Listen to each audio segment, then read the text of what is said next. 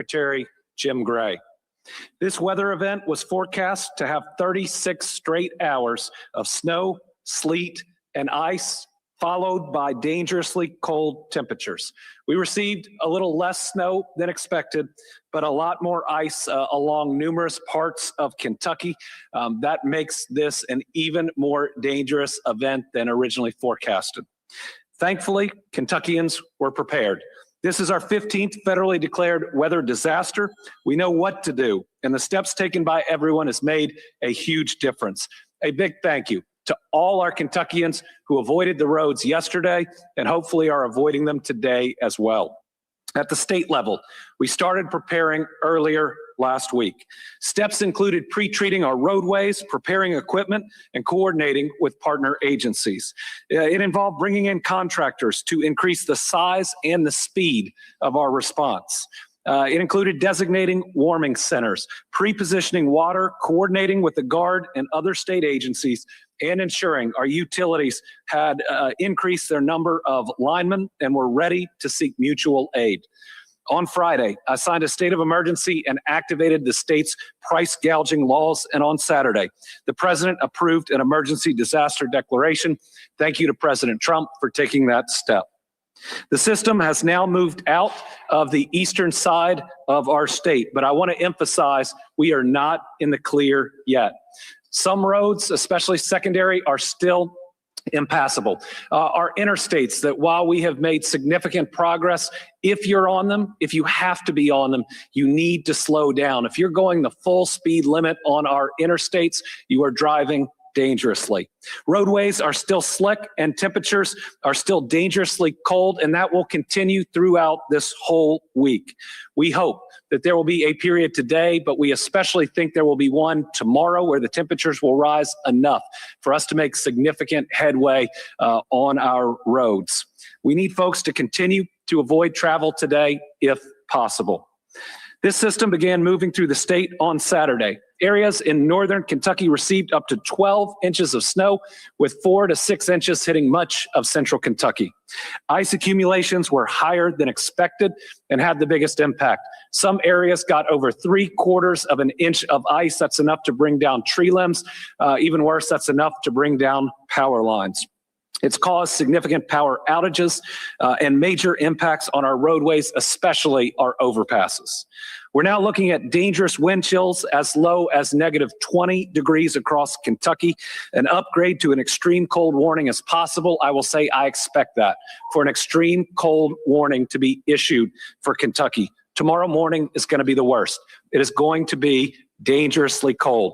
Tomorrow morning, being outside for just 10 to 30 minutes could result in hypothermia or frostbite, so we need everyone to take precautions.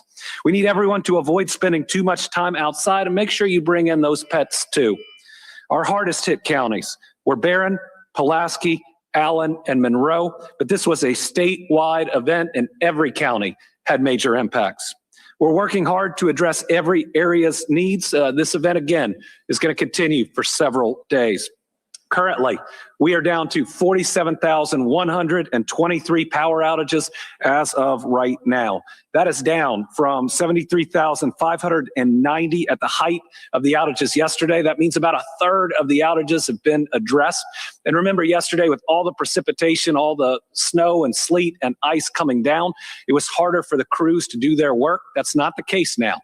It is dry. So make sure if you're out there and you see those crews that you give them a wide berth, because we want them all working as fast as they can. I think we'll make significant progress today, but I want to say to anybody who does not have power, I want you to be prepared. I would just assume it's at least going to be a day, though we hope to get you back up faster than that, but you need to know where your warming center is. And if you can't make it through another day, make sure you go to that warming center. We want you to be safe. Again, today, I hope that we make significant progress. But to be safe, make sure you look up that warning center location. We currently have more than 137 warming centers set up across the Commonwealth. Most of these have been set up by county emergency management, so make sure that you thank them, but take advantage of this. We don't want to lose anybody to hypothermia because power is out, and these are right here available. The map you're seeing shows all the locations. The site is linked on my social for anyone in need. You can also go to kym.ky.gov. Our state parks have also been set up as warming centers on the locations you see on the slide. There is current capacity at every single one of them.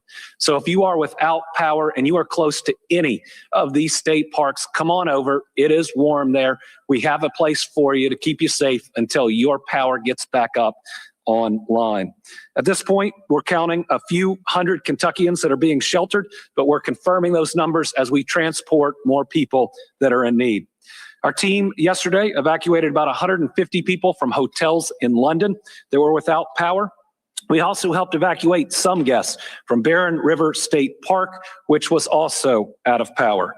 Forestry has 17 cut teams that are deployed all over the state. These are teams that are cutting the down trees and lines so that we can open up the roads, but also to get power up and restored. We're now concentrating those teams in areas that receive the highest ice accumulation. So if you are in one of those counties, you're going to see more cut and toss teams today.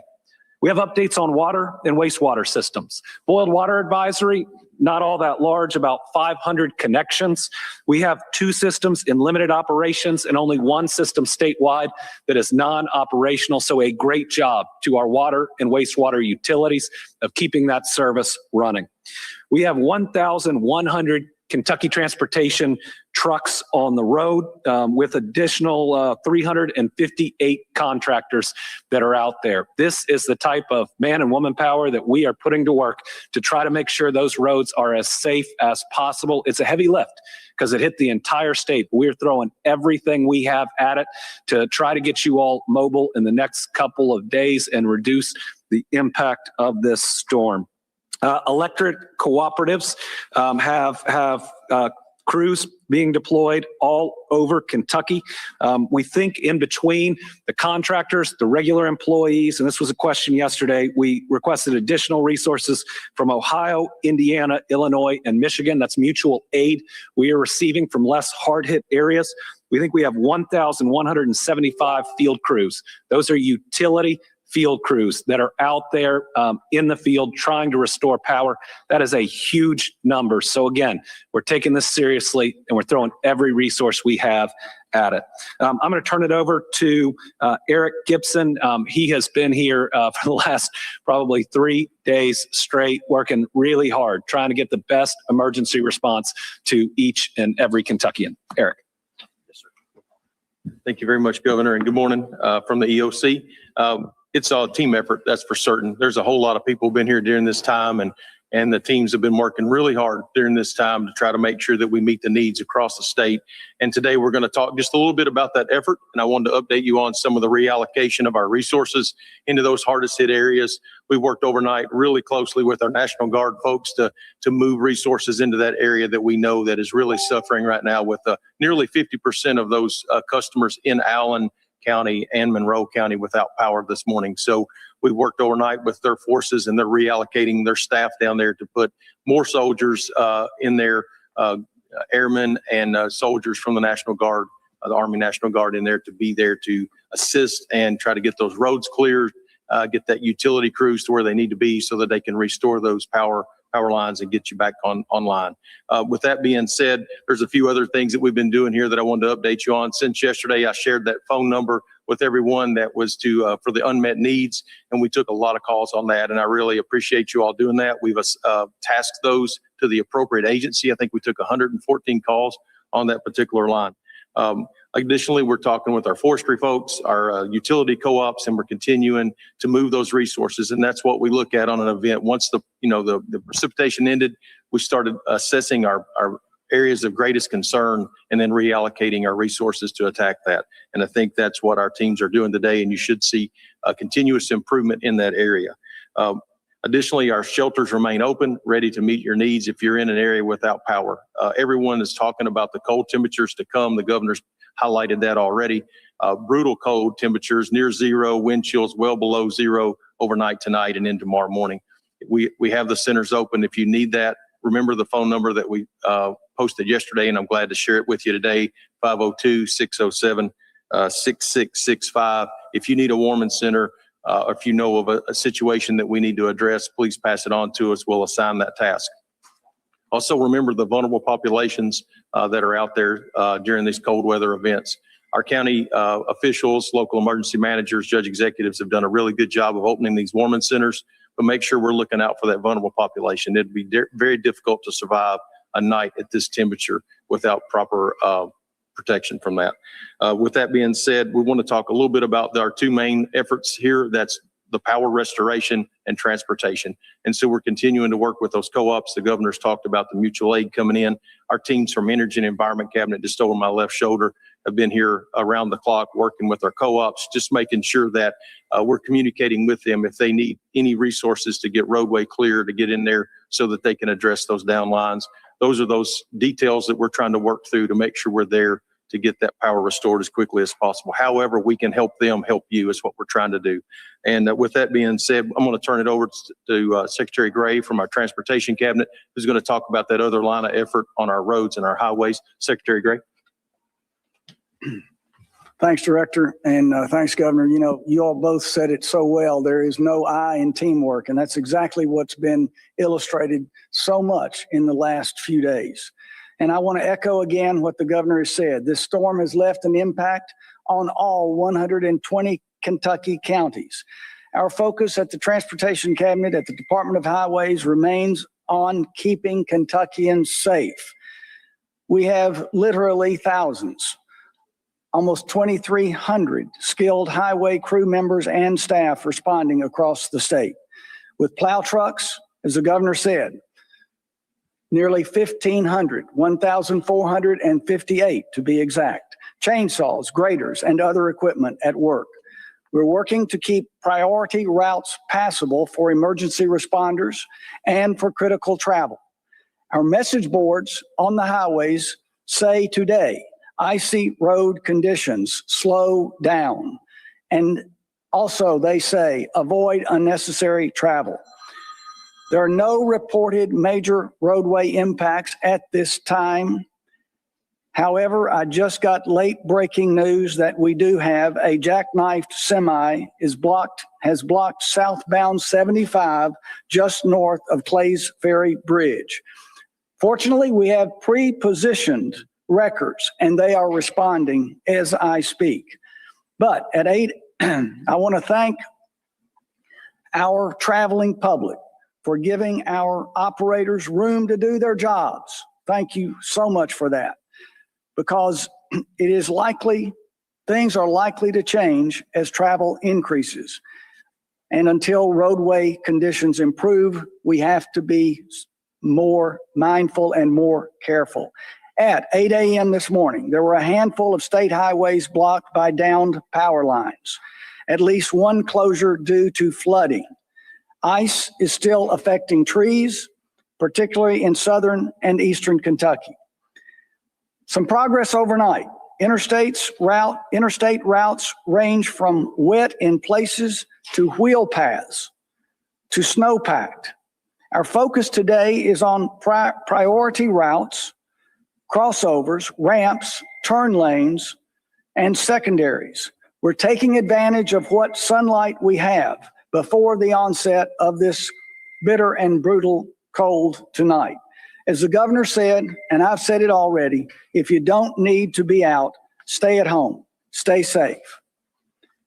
Now, as conditions allow, we will turn our focus, as I've already said, to secondary routes now that the precipitation has mostly passed.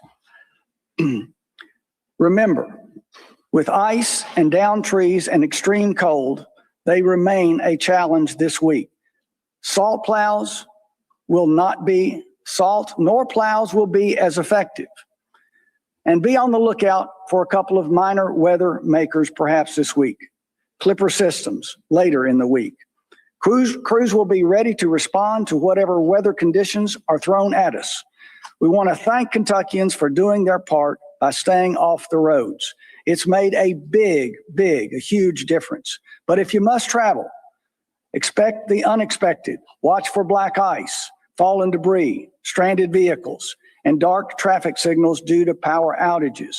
Pack an emergency car kit and learn more at snowky.ky.gov, including traffic updates.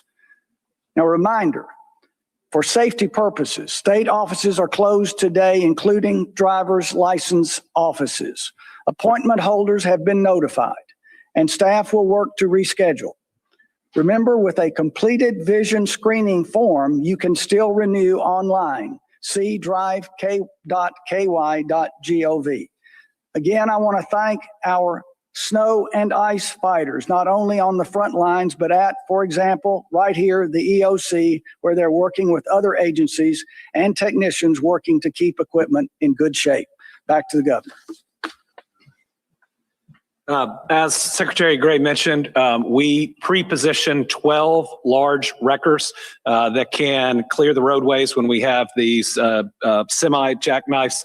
They are around the Commonwealth. That's going to increase our response time and decrease the amount of time that traffic may back up. To all the 15 and 16-year-olds that had an appointment at our driver's licensing offices, I feel your pain. When I turned 16 in the mid-90s, we had a massive ice storm, and that postponed it by a couple of weeks. I think I blamed my parents. I'm not sure that it was their fault. I want to give a brief update on our Kentucky State Police. Our telecommunicators are working around the clock, ensuring that no call goes unanswered during this storm. KSP has received 4,863 calls for service related to the winter storm. They've conducted 327 wellness checks and responded to 413 requests for motor assistance. State police continue to encourage Kentuckians to call 911 for emergencies only. KYEM has also received 114 calls to the unmet needs line. That's this one right behind me.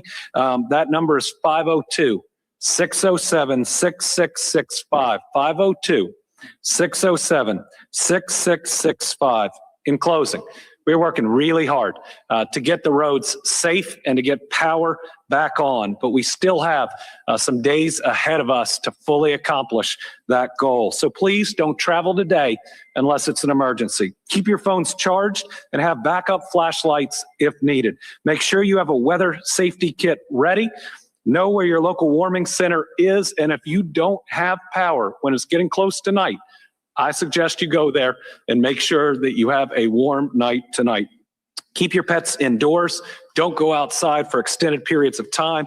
If you use a generator, move it out. I'm concerned that we are investigating at least one fatality that might be a result of this. I think we've got 3 deaths that we are investigating, and whether or not they were caused by this storm. We don't want any others. Check on your neighbors. Just make sure they're okay. What a good time to live out the parable of the Good Samaritan. All it takes is a phone call or knocking on their door. Just see if they're all right. Make sure to conserve energy if you do have power. And I'll remind everybody once again, if you get out there to shovel, remember it's heavier than normal. It's not just snow, but there's ice on top of it. As I said yesterday, last January, when we had the ice sandwich, we lost 6 people due to heart attacks related to shoveling. Take lots of breaks. Let's not lose one single person to shoveling. And to all of our media partners, please get out there in a way to where, as people today might not be going to work, they might be shoveling. We just want them to be safe. Once again, unmet needs line, 502-607-6665. We're going to keep providing updates via my social media, and tonight we're going to evaluate roads and give an update ahead of Tuesday morning commutes. I can tell you in the very least, a Tuesday morning commute, as cold as it's going to be, will be icy. There will be black ice in different places. And if you are commuting, you need to take your time.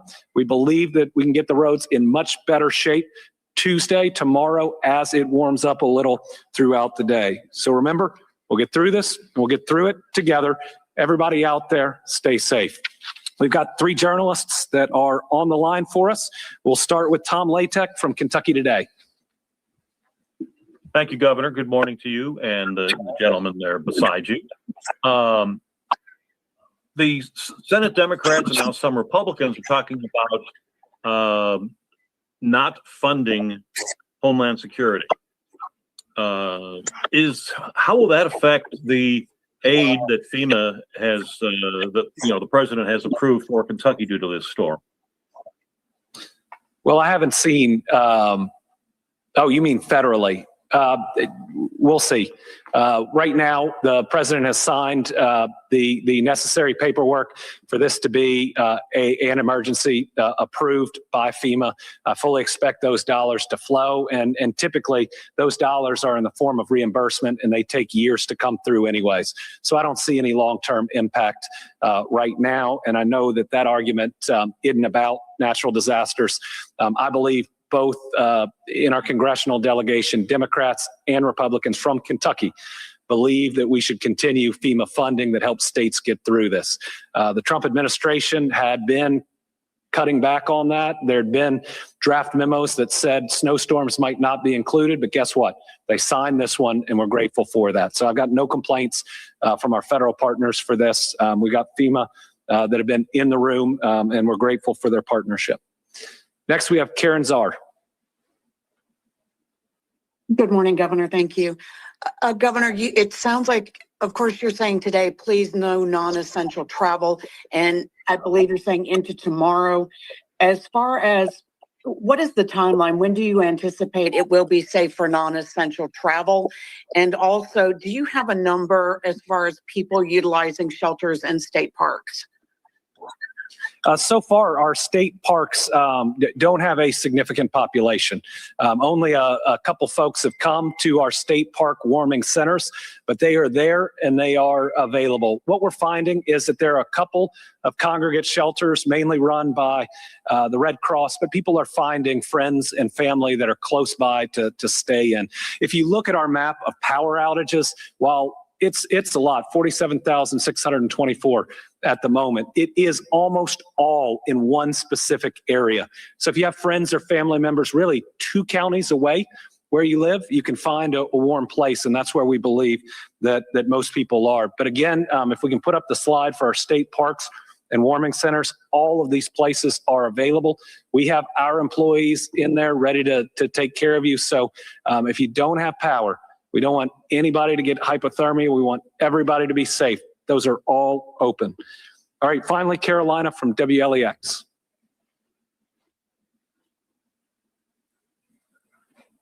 Good morning, Governor. You said tomorrow you guys are hoping to get the roads in better shape. There could be that small break in the extreme cold.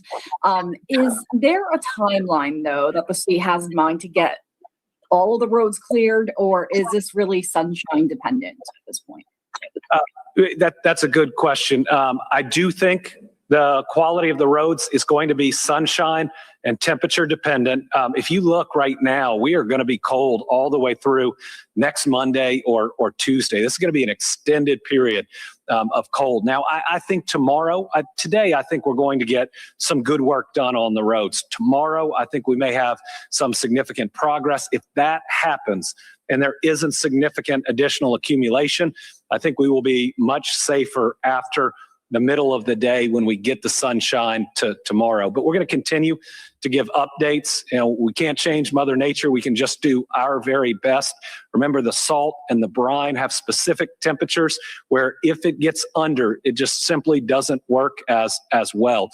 So we will continue to provide updates, but I do expect if you are going to commute tomorrow morning, give yourself at least double the amount of time.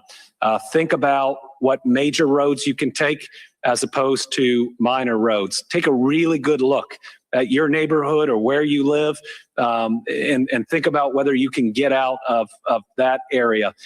If you can work remotely, if that's good by your employer, you're a lot more productive. If you can do that on Tuesday, then if your car goes off the road and you're stuck for several hours getting help. But if you're going to drive today or tomorrow, pack that emergency kit. Pack the blankets, pack the water, make sure that your phone is fully charged. If you have to get out there, at least just take those steps to where you can buy yourself enough time for us to get to you if something happens. Again, thank you, everybody. We'll continue to provide updates. Really grateful for all the caution that Kentuckians have shown, how much they care about each other. This is our 15th federally declared weather disaster, 16th at least, if you include last January. So we can make it through this. Let's just be patient and let's make good decisions. Thank you all.